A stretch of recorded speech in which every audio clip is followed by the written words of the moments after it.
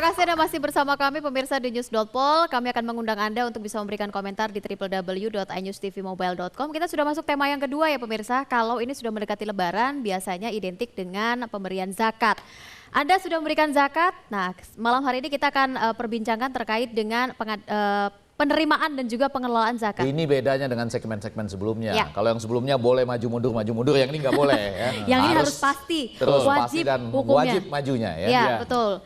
Dan kita sudah undang di sini ini para pakarnya zakat semua yang juga terlibat dalam pengelolaan zakat dan pengawasan tentang Saya perkenalkan terlebih dahulu ya Mas Iwel ya. Assalamualaikum Bapak-bapak. Saya perkenalkan terlebih dahulu Pak Ahmad Juwaini begitu, Presiden Dompet Duafa, kemudian ada Pak Mahashin dari Dirjen Bimas Islam dari Kementerian Agama, ada juga Pak Ahmad Subianto dari Komisi Pengawas Basnas. Gitu Pak ya. Terima kasih sudah hadir pada malam hari ini. Semoga bisa memberikan pencerahan juga untuk pemirsa nih. Pasti. Selalu mengingatkan sekaligus juga mengupdate ya, memutakhirkan kondisi yang sedang dihadapi oleh bangsa ini. Silakan Pak Iwel. Iya, kalau saya perlakukan Anda sebagai narasumber ya, karena posisinya karena duduk. Posisi Pak. Anda sama dengan narasumber.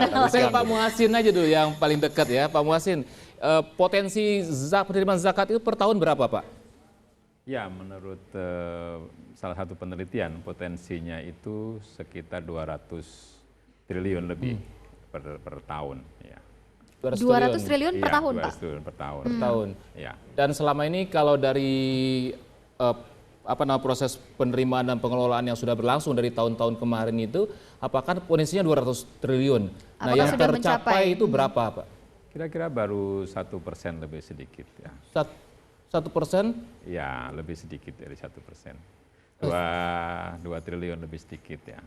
Oh, jadi saya ke Pak Ahmad Zueni nih dari Dompet Duafa yang langsung juga kan untuk pengelolaan zakat dan penerimaan zakat ini baru 2 triliun Pak, baru sekitar 1 sampai 1% dari itu potensi yang ada ya, 200 triliun itu. Nah ini apa kendalanya Pak Ahmad Zueni? Ya saya kira masih banyak orang yang lebih banyak membayar zakat langsung, bukan melalui lembaga. Karena yang dicatat 2 triliun lebih itu yang melalui lembaga-lembaga resmi. Oh, jadi yang melalui lembaga hanya 2 triliun, tapi tidak menutup kemungkinan untuk mereka yang menyalurkan langsung bisa jadi lebih banyak. Jauh gitu lebih banyak masih. Malah jauh lebih banyak. Jauh lebih banyak. Kalau menurut asumsi atau data yang dimiliki oleh Bapak Ahmad Juwaini, kira-kira berapa itu angkanya? Jadi sebetulnya? kita yang berdasarkan perhitungan kita yang membayar zakat melalui lembaga itu baru sekitar 30% dari penduduk muslim Indonesia. Yang 70%-nya masih membayar zakat langsung gitu kepada mustahik atau orang yang miskin gitu. Kenapa perkiraan untuk lebih banyak masyarakat yang membayar lebih langsung? Apakah memang ada unsur ketidakpercayaan terhadap lembaga atau mungkin ada rasa ragu begitu untuk membayarkan lewat lembaga? Ya pertama memang sejarahnya memang dari dulu zakat emang awalnya dibayar langsung ke masyarakat. Jadi lembaga-lembaga ini baru tumbuh sekitar 10 tahunan terakhir ini. Yang kedua kita belum bersosialisasi lebih banyak kepada masyarakat. Jadi mereka juga belum tahu. Dan yang ketiga memang ada juga beberapa masyarakat yang belum percaya akibat perbuatan lembaga zakat di masa lalu gitu kira-kira yang negatif sehingga terbawa sampai sekarang gitu. Tapi sudah 10 tahun loh harusnya sudah timbul tuh rasa kepercayaan kepada dari masyarakat kepada lembaga. Atau malah zakat. ada yang dua-duanya juga. Jadi ia ikut memberikan melalui lembaga tapi belum rasanya klop kalau nggak langsung. Oh iya. Bisa begitu juga ya secara kultural gitu. Saya kira ada. Iya. Tapi silakan. Nggak apa-apa Mas Iwel, kita berbagi Tapi kalau dilihat ya yang terdekat lagi ya Pak Muhassin. Saya habis itu ke Bapak. Kalau dilihat Pak, kalau saya lihat sekarang dari spanduk-spanduk kemudian jadi media sosial, itu sekarang juga banyak tumbuh lembaga-lembaga pengumpul zakat ya.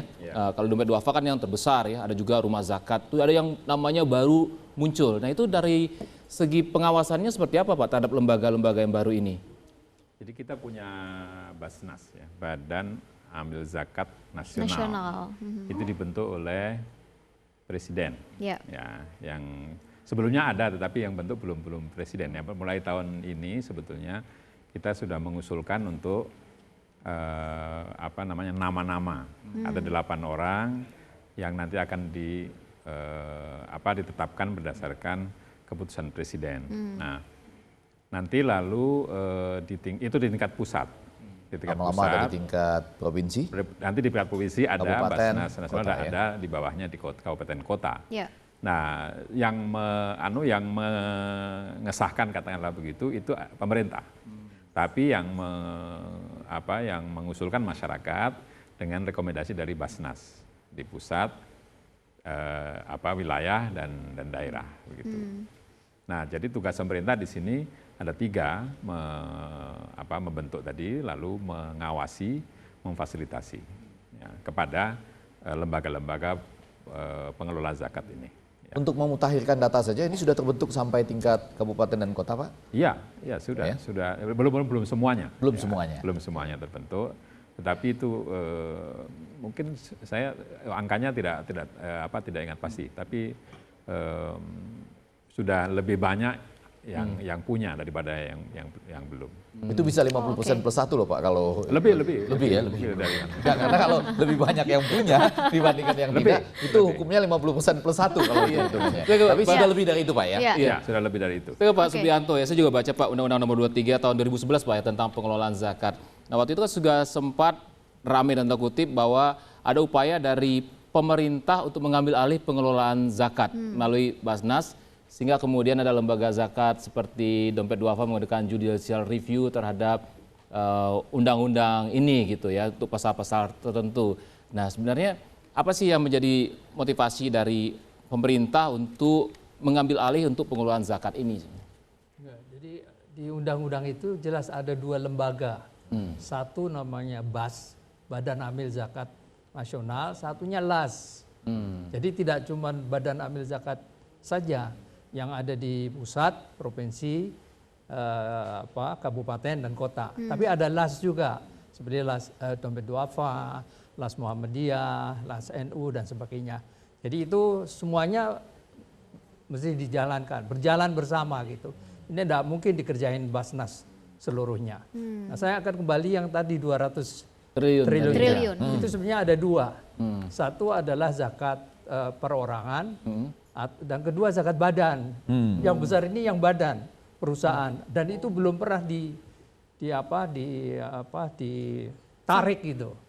Jadi selama ini yang ditarik kebanyakan adalah zakat perorangan. Maksudnya karena zakat yang mau masuk surga kan orang, bukan badan gitu. Itu artinya sama dengan pajak gitu ya mungkin ya. Gitu. Itu. Badan itu maksudnya kayak korporasi, perusahaan gitu ya Pak ya? Itu juga harus kena itu, gitu. Atau mungkin pemilik perusahaan itu tidak tahu Pak kalau sebelumnya mereka itu harus membayar pajak, harus membayar zakat gitu. Bisa nggak seperti itu Pak, sosialisasi yang kurang? Jadi nanti akan disosialisasikan itu semua. Jadi memang ini kan semuanya berjalan bertahap. Seperti Basnas pun dulu tidak ada, kemudian ada. Jadi namanya tadinya Basnas Nasional, kemudian ada Basda, Basnas Daerah. Sekarang semuanya Basnas, tapi ada Basnas pusat, tingkat provinsi, kabupaten, dan kota gitu. Sedangkan LAS itu alas dan mungkin cabang-cabang di setiap kota itu. Pak, kalau LAS-nya sudah mensosialisasikan bahwa tidak hanya perorangan tapi badan-badan juga perusahaan juga mengeluarkan zakat. Sudah. Kami juga ikut serta mensosialisasikan adanya kewajiban berzakat pada perusahaan, gitu. Memang masih banyak yang saya kira lebih banyak belum tahu, dan tugas kita terus mensosialisasikan lebih banyak gitu. Boleh disampaikan ulang, mungkin pemirsa juga belum begitu tahu ini ya, kalau misalkan kaitannya dengan perusahaan itu seperti apa sih Pak? Apakah sama mungkin dengan potongan BPJS, ya, itu dari omset, apa dari profit, ya kan? Atau mungkin ada boleh disampaikan Pak? Boleh, 3 narasumber kita bisa nih ke seluruh Kalau zakat perusahaan ada 2 metode sekarang ini untuk menghitungnya. Yang paling sederhana itu menghitung dari net profit dikali 2,5% pada akhir tahun periode. Tapi ada metode kedua yang digunakan kalau perusahaan itu sudah memiliki laporan keuangan. Kalau laporan keuangan sudah dimiliki, tidak menghitung dari net profit, tapi dari harta lancar dikurangi kewajiban lancar. Sisa pengurangan antar harta lancar dikurangi kewajiban lancar dikali dengan 2,5% tarif zakatnya. Itu 2 metode yang berkembang di dunia ini dalam menghitung zakat perusahaan. Dan sejauh ini sudah ada perusahaan begitu yang memberikan zakatnya, walaupun sebenarnya belum banyak mungkin. Jumlahnya banyak, tapi dibanding jumlah perusahaan Indonesia kecil gitu. Jadi ini karena kita juga bicara Pak Ahmad Juwani tentang pengelolaan zakat juga pengawasannya. Jadi saya ingat bahwa Pak Ahmad Juwani dan teman-teman pernah melakukan judicial review ke MK waktu itu untuk Undang-Undang Nomor 23 tahun 2011. Sebenarnya apa sih yang di judicial review pada waktu itu? Ya, kalau buat kami yang paling krusial waktu itu adalah tentang persyaratan izin. Karena waktu itu ada salah satu pasal yang menyebutkan bahwa persyaratan izin bagi lembaga zakat itu harus ormas gitu, organisasi masyarakat. Nah, tafsir ormas ini yang kami khawatir agak spesifik gitu. Kalau diartikan ormas itu semua masyarakat kami terima, tapi kalau dikatakan ormas itu hanya organisasi massa Islam yang spesifik seperti itu, misalnya hanya NU dan Muhammadiyah, kami khawatir kami tidak termasuk. Jadi kami khawatir itu. Ternyata dijelaskan pengertiannya katanya lebih luas dari itu, katanya. Pak Subianto juga mengatakan bahwa ada BAS, ada LAS gitu ya. Artinya bisa itu. Lagi, ya, UPZ namanya. UPZ ya, unit pengumpul zakat. Jadi kalau tadi ada BUMN, ada kantor negara, ada perusahaan-perusahaan itu bisa membentuk apa yang disebut dengan unit pengumpul zakat.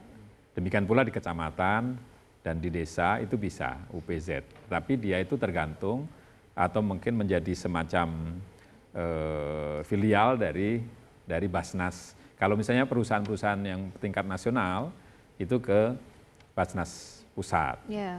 Kalau perguruan tinggi dan yang ada di daerah itu ke daerah. Nanti kalau sekolah-sekolah itu ke kabupaten dan kota. Ini mereka mengumpulkan zakat dan nanti bisa membantu di dalam mentasarufkannya, membagikannya kepada masyarakat, tetapi dengan dengan pengarahan dari Basnas di tingkat masing-masing. Ya. Ini potensi zakat 200 triliun disebutkan tadi. Nah, saya mau menanya dengan Pak Mazweni, dengan sekarang ini ada pelambatan ekonomi, pengaruh nggak Pak dalam beberapa bulan terakhir ini penerimaan zakat gitu dengan situasi ekonomi sekarang? Kalau di Dompet Duafa relatif belum ya? Belum terpengaruh. Belum terasa belum terpengaruh. Ya? Sampai bulan Ramadan ini, sampai tadi sore pun angka kita relatif masih sama dengan tahun lalu. Jadi masih belum.